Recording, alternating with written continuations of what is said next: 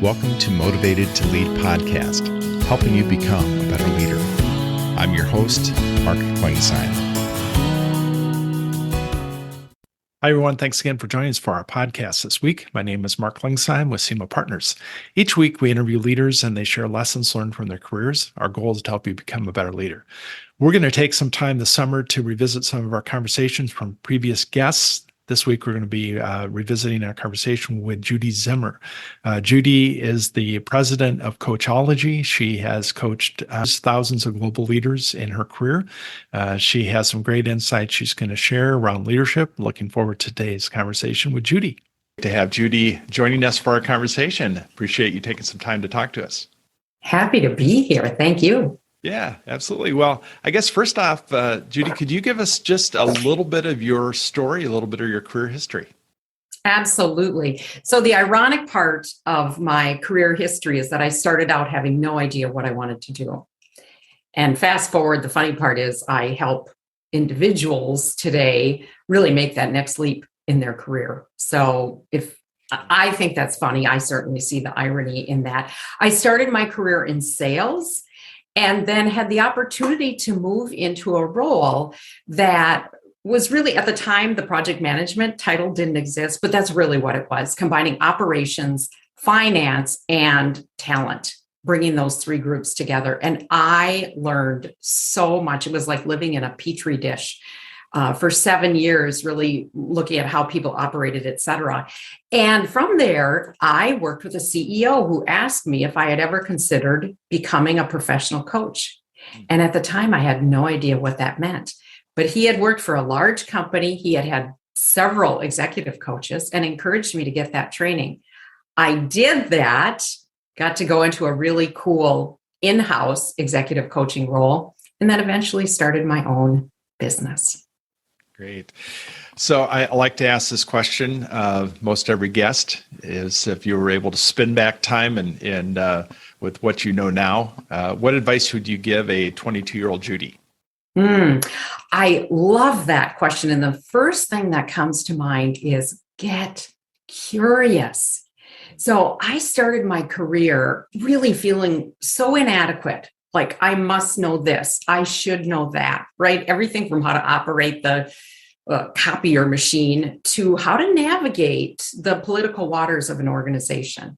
And so the best advice I would give myself is get curious. Today, when I ask people a question similar to what you asked, tell me about the early parts of your career, I'm often shocked at how that trajectory started. Like, I have a degree in biology and today I'm the head of IT. It's like, what? So really get curious. The second advice I would give my 22-year-old self is ask more of your bosses. I let my bosses off easy. And by that, I mean not enough mentoring, not enough coaching. Again, not enough really how to help me with some of those really challenging parts early in my career. So that's the advice I would give my 22-year-old self.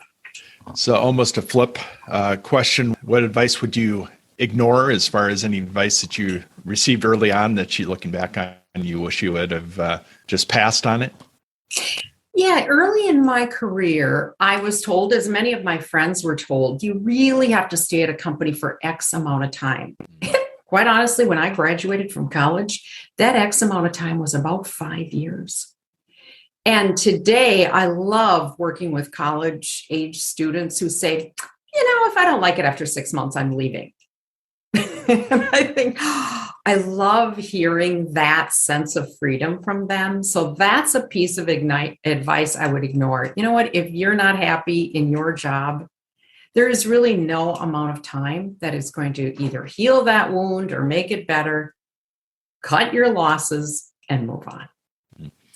So you work with a number of leaders, and what are some common blind spots that leaders have as far as they're maybe in their first leadership role? What do you see as far as kind of common blind spots? Sure. Well, and I'm going to say, put an asterisk next to that, and of course say I'm biased because I do mindset and personal branding work. So I think one of the mistakes that leaders make early on is really not understanding who they are at their core. And by who they are, I mean the good, the bad, and the ugly, right? We used to tell people, oh, go out, that part of you that's not good at XYZ, fill in the blank, go out and take a class on that. You know what, Mark? I could have 400 classes on how to be a better filer or, how to get better at technology. I'm not so sure that would have helped me in any way. So I think the mistake is that rather than apologizing for those things we're not good at, go out and partner with a person who loves that. If technology isn't your thing, find a person in your organization that loves technology. I always say, whatever it is that you're finding difficult, the good news is there's someone on the planet where that comes with ease. And so really finding those people. What are some things that you advise leaders moving into maybe that first time that they're leading a team or a company? What do you give them as far as some things that they need to be paying attention to early on as far as they take on that new role? So a couple things, especially when it comes to mindset. And Mark, you may not have even caught yourself saying this. You mentioned some things they need to take a look at. So one of the things I work with my clients on is our language. So our language can open up incredible opportunities for us. So listening for, I need to, I have to, I must, I should. Right? And so really noticing, where does choice reside in our leadership style? So the opposite of those is I choose to, I get to, I love to. And so I would say the first thing is really listening for those language pieces, especially when big problems occur. And guess what, leaders? Big problems will occur, right? And the other thing is to seek out mentors, whether it's in the company or outside of the company, because when you seek out people who, again, it doesn't have to be someone doing a similar role, but go find a mentor who's really good at breaking down big problems, not solving the problem, but like, what is your process for how you tackle a problem? And that can be really powerful for new leaders. You never have to go it alone. Never. I know you talk about as far as how to get unstuck. And I think this time of year, the first part of the year, everybody's excited. They have new goals. And, you get to, February, March, and sometimes people are like, I'm stuck. What are some things that you talk about as far as, and maybe just a couple practical things to get unstuck? So it's such a great question because it happens to all of us. And again, the clients I work with, you look at their careers, you go, oh my gosh, so incredibly successful. And yet all of us find a time in our career when we really do feel stuck. So the first thing is change out your connections.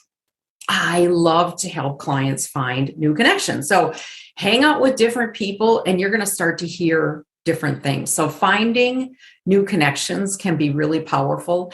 And then the second thing is, make up your own how to get unstuck model. So actually put it down on pencil and paper. What if I was helping someone else get unstuck? What might I look at or look for? And having your own model can again be incredibly powerful to understanding what works for you. Because just saying I don't want to be unstuck generally doesn't work. But hanging out with new people and creating a model can really help you start to study and examine what's going to help you in your career. So as you have experienced, as everybody has in the last couple of years, a lot of virtual conversations. Typically, all of our conversations have been for the last couple of years. Now it's starting to get back to some in-person meetings. But what are some things that you've learned in the last couple of years that either you're going to continue to do or you learn that it doesn't work? Right. So I think in the continue to do, my clients are continuing to see me on Zoom. So as coaches, we're very in tune to listening to the client, watching the body language, observing what's happening. We can do all of that on Zoom. And for me personally, sometimes people ask me why I wear a headset. The reason I wear a headset is it really does help me to tune in to what you're saying. So from that aspect, my business actually was able to grow during the pandemic with more clients outside of the beautiful state of Minnesota. So I'm continuing to do more Zoom to grow my practice. One of the things that I noticed during COVID that I have changed significantly is the desire to move more during the day, whether that's stand-up meetings or getting out and giving my eyes a break from the computer, or simply taking a 15-minute walk around the block. There's the need for movement for me is really, really critical, and it really helps to shift my energy level. The work that I do, again, it's deep, deep listening and watching. And so finding ways to shift that energy level really helps me. Every leader needs to continue to grow and develop. Any books that you typically recommend to leaders, or maybe earlier in their leadership, that you think would be helpful? Yeah, a couple of them come to mind. A classic that I read, one of my first books that I read, and I've actually used it for group coaching, is The 7 Habits of Highly Successful People by good old Stephen Covey. And I think a couple of years ago, they celebrated their 35th anniversary. Such a great book, and so many powerful tools for new leaders in that. Now, the opposite extreme of that might be a book called Atomic Habits. And Atomic Habits is a book about noticing, if you want to shift something in your career or your life, that you really can do that. But one of my favorite concepts that author is James Clear uses in that book is a concept called habit stacking. And I just love that. So you take a habit. I always tell people, don't make this complicated. Everyone brushes their teeth every morning. What would be a little micro habit you could stack on top of that and do immediately after brushing your teeth, such that you see your toothbrush and you go, oh, that's right. I'm going to say some affirmations with that, or whatever that might be. That's another great book. And then the other book I love for leaders at any level is a book by Marshall Goldsmith, one of the top executive coaches in the world, a book called Triggers. And the reason that book is so good for leaders at all levels, he helps you to examine in that book the stuff that sets you off. And again, rather than believing like, oh, I'm not going to be set off by that anymore, really developing some tools, some choices around how am I going to respond to that? And I have used that with so many clients, and I know that leaders early in their career would benefit greatly from that book as well. Yeah, great recommendations. I think a couple of those we haven't had recommended before, so that's great. What? So you mentioned that you like to move around, and what are some other things that you do to recharge? Hobbies outside of work that you engage in? Yes, I am a very active walker and hiker.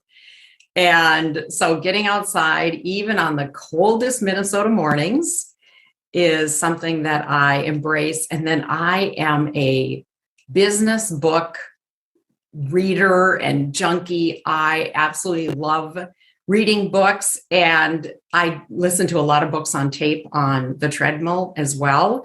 A great tip for people, 2 tips on business books that I learned. One is I download the samples of books all the time on Amazon, so you can get a little snippet or appetizer.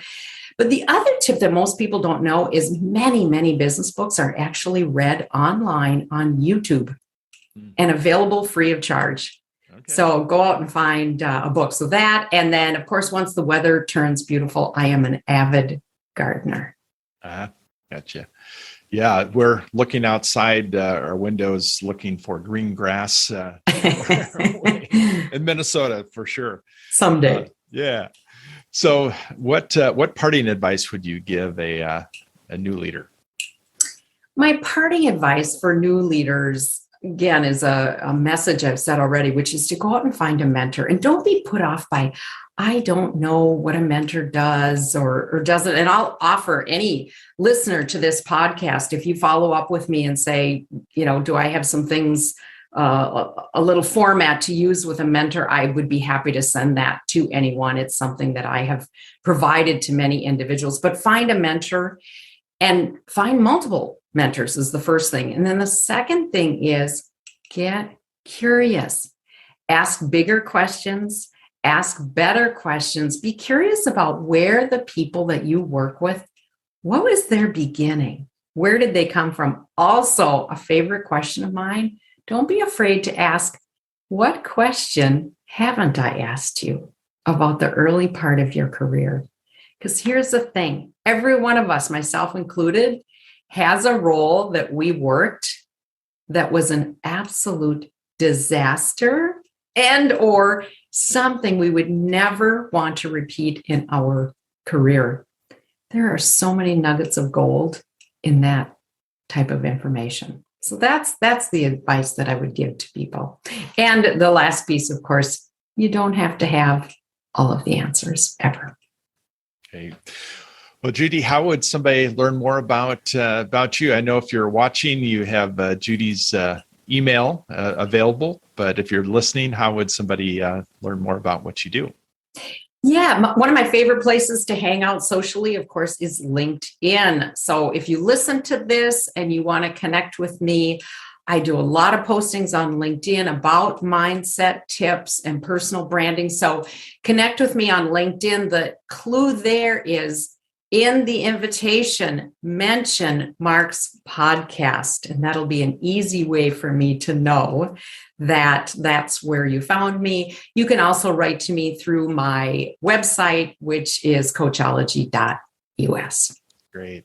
Well, Judy, this has been a lot of fun, and I wish you continued success in all that you're doing. And definitely, I know this will be helpful to those that listen.